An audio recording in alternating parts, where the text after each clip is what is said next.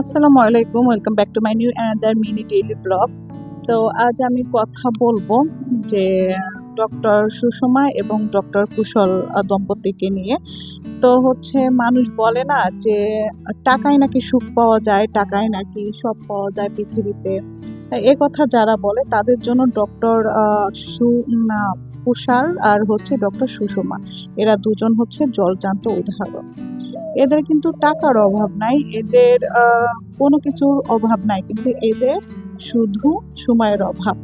একটা ফ্যামিলিতে সময় না দিলে একটা সুখী ফ্যামিলি, একটা সুন্দর পরিবার কিভাবে ধ্বংস হয়ে যায় এদেরকে না দেখলে অবশ্যই বুঝতে পারতাম না। এইটাই যখন নাকি আমি নিউজ দেখলাম ডক্টর সুষমা এবং ডক্টর কুশাল দম্পতির ডিভোর্স হয়ে গেছে, তখন আমার জিনিসটা খুবই কষ্ট লাগছে যে কিভাবে সম্ভব, যারা নাকি অন্যের সংসার টিকিয়ে রাখার অনেক পরামর্শ দেয়, এত সুন্দর সুন্দর কথা বলে, তাদের সংসার এভাবে মানে ভেঙে যাবে আসলে চিন্তার ধারণার বাইরে।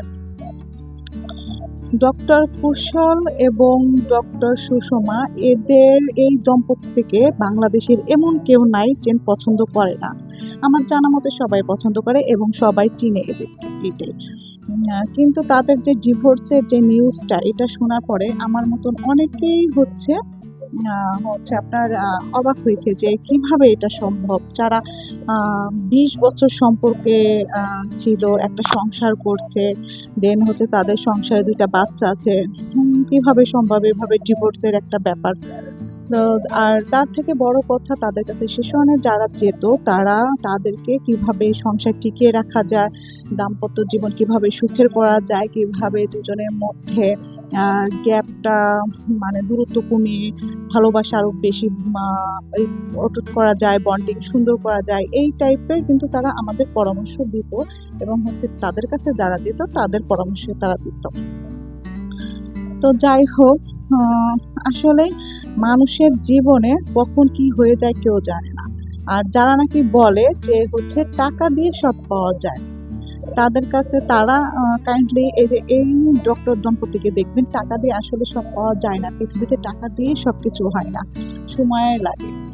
এই ডক্টর সুষমার হচ্ছে থেকে পেজ থেকে মানে যতটুকু বুঝতে পেলাম, মানে তাদের পারিবারিকভাবে মানে একজন আরেকজনকে একটা সময়ের ব্যাপার ছিল। দেন হচ্ছে সে বলেছিল যে হচ্ছে ইসের আগে ডিভোর্সের যে নিউজটা ওইটা সে পোস্ট করার আগে সে লিখেছিল মেবি হচ্ছে পারিবারিক সময়ের কথা, যে পরিবারকে সময় দেওয়ার একটা লাইন লিখেছিল, বাট আমার ওইভাবে মনে নেই।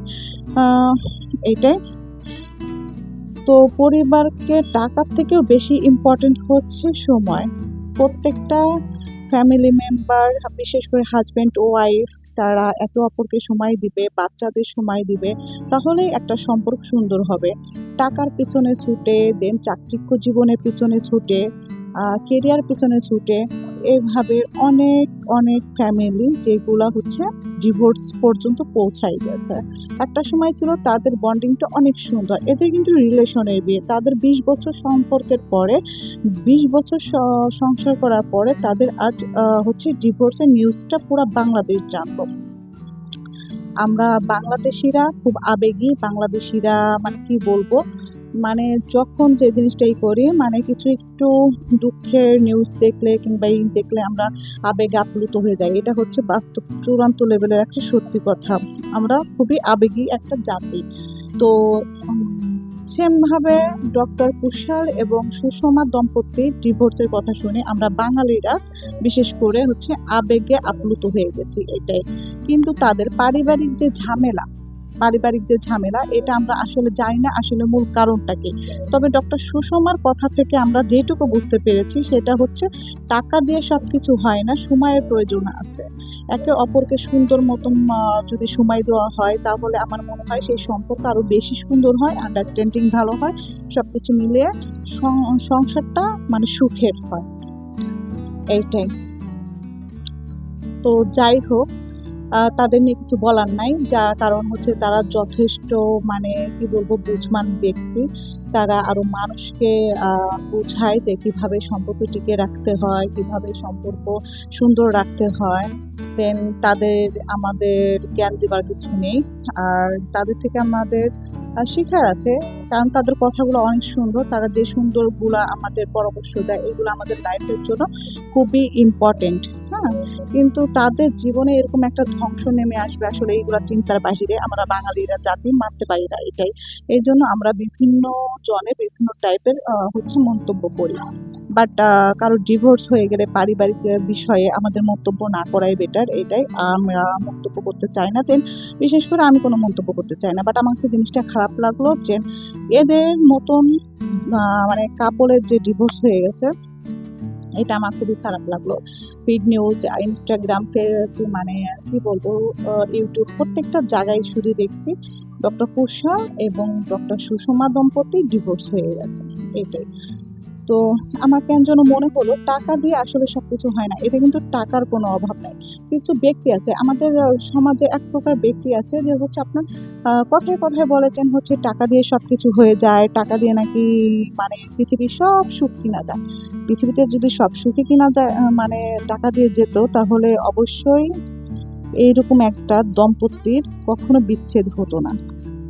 এই টাইপের অনেক আছে। যেরকম বেশ কিছুদিন আগে কানাডার প্রেসিডেন্ট, তারও শুনেছিলাম ডিভোর্স হয়ে গেছে। টাকা দিয়ে যদি সবকিছুই হতো, আসলে এই যে ভালোবাসা মানুষগুলা কখনো পর হতো না, প্রাক্তন হয়ে যেত না ভালোবাসা মানুষগুলা। এইটাই।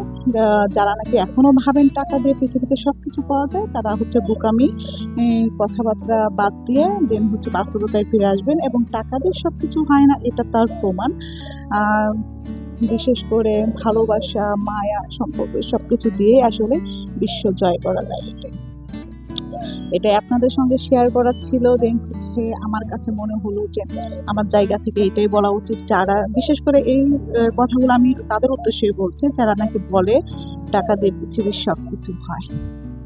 তাদের উদ্দেশ্যে আমি এই কথাটা বলতে বাধ্য হয়েছি যে টাকা দিয়ে পৃথিবীতে সবকিছু হয় না। টাকা দিয়ে ভালোবাসাও পাওয়া যায় না, টাকা দিয়ে একটা ভাঙা সংসার জোড়া লাগানো যায় না, টাকা দিয়ে একটা ভাঙা মনও জোড়া লাগানো যায় না। শুধু ভালোবাসা দিয়েই সবকিছু সম্ভব, এটাই। তো সবাই ভালো থাকবেন, সুস্থ থাকবেন। আল্লাহ হাফেজ।